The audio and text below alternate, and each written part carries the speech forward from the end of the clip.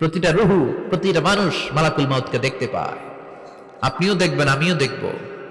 মুমিনদের কাছে এসে মালাকুল মাউত একজন যুবকের বেশে সাদা ধবধবে জুব্বা পরে সুগন্ধি মেখে মুমূর্ষু ব্যক্তির শিয়রে বসে বলে, ইয়া আইয়াতুহান নাফসুল মুতমাইন্নাহ, হে প্রশান্ত আত্মা, উখরুজি ইলা মাগফিরাতিল্লাহি ওয়া রিদওয়ানি, আল্লাহর ক্ষমা আর দয়ার দিকে বের হয়ে আসো।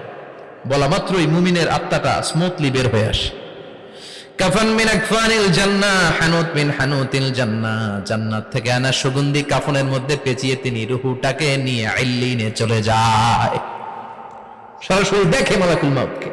আর যারা ইসলাম বিরোধী, কোরআন বিরোধী, তাদের সামনে এসে মালাকুল মাউত ত্রাস সৃষ্টি করে। আগে ধমক।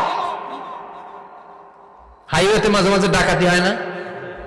বাসগুলোর মধ্যে যখন ডাকাতি হয়, বাসে থাকে 50 জন, ডাকাত ঢুকে 5 জন। এই 5 জনের ভয়ে সবগুলো পেশাব করে দেয়, কারণ ত্রাস সৃষ্টি করে। এসেই চাইনিজ কুড়াল দিয়ে আগে কুবায় দেয় 4-5 জনের। রক্ত দেখে কি দেওয়ার সব আগে রেডি করে রাখে।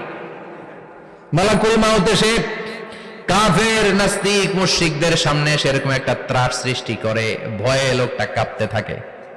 ওর কাছে ভদ্র ভাষায় কথা বলে না, সুন্দর জামা পরে আসে না, কালো কুচকুচে চেহারা, ভয়ঙ্কর একটা রূপ নিয়ে, আকৃতি নিয়ে ইসলাম বিরোধীদের মাথার সামনে আসে।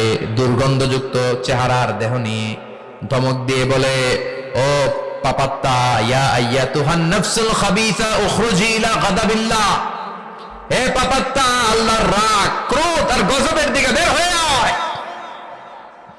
মুমিনের আত্মা বলার সাথে সাথে যেমনি মুমিনের দেহ থেকে বের হয়ে জান্নাতি কাফনের ভেতরে ঢুকে, কাফেরদের আত্মাও কি এরকম তাড়াতাড়ি বেরোতে চায় নাকি?